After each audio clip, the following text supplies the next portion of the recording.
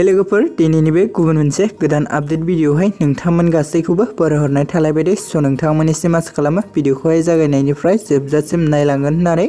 Actually नोंथांमोनाथ' भिडिअनि title आरो थाम्बनेइल नायनानै एसेब्लाबो हमनो हाखादोंआनो जानांगौ दे लोगोफोर। दिनैहाय आं मा भिडिअनि सायावहाय आपडेटखौ लानानै फैदों। एक्चुअली लोगोफोर आं दिनै जेखाय फिल्म प्रडाक्शन ससाइटि इउट्युब चेनेलनि गेजेरजोंहाय रिलिज जानानै थांनाय मोनसे बैसागु मिउजिक भिडिअनि सायावहाय नोंथांमोननिसिम आपडेटखौ लानानै फैदों दे। स' बेनिखायनो नोंथांमोना भिडिअखौ जागायनायनिफ्राय जोबजासिम नायलांबाय थाबानो जाबाय दे लोगोफोर। ओमफ्राय लोगोफोर बे मिउजिक भिडिअनि टाइटेलानो जाहैबाय बाक्सा जिल्लानि सना लाबो आदा दे लोगोफोर। आरो बे बाक्सा जिल्लानि सना लाबो आदा अफिसियेल मोनसे मिउजिक भिडिअहायनो जों गाहायै फाव खालामनायखौ नुनो मोन्दों।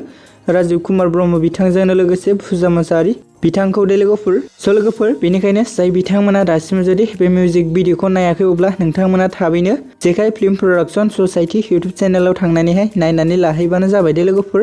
ओमफ्राय लोगोफोर बे भिडिअनिनो केर'ग्राफखौ खालामदोंमोन बिग्राय बसुमतारी बिथाङा दे लोगोफोर। स' लोगोफोर जाय बिथांमोना दासिम जुदि बे मिउजिक भिडिअखौ नायहैयाखै अब्ला नोंथांमोना थाबैनो जेखाय फिल्म प्रडाक्शन ससाइटि इउट्युब चेनेलाव थांनानै नायनानै लाहैबानो जाबाय दे लोगोफोर। स' लोगोफोर बिदिब्ला दिनैनि शर्ट आपडेट भिडिअआ बेखिनियानो मोनदों लोगोफोर। आसा खालामो नोंथांमोना भिडिअखौ नायनानै मोजां मोनदों। भिडिअखौ जुदि नायनानै मोजां मोनदोंब्ला भिडिअखौ खनसे नोंथांमोना लाइक खालामनानै होलांबानो जाबाय दे लोगोफोर।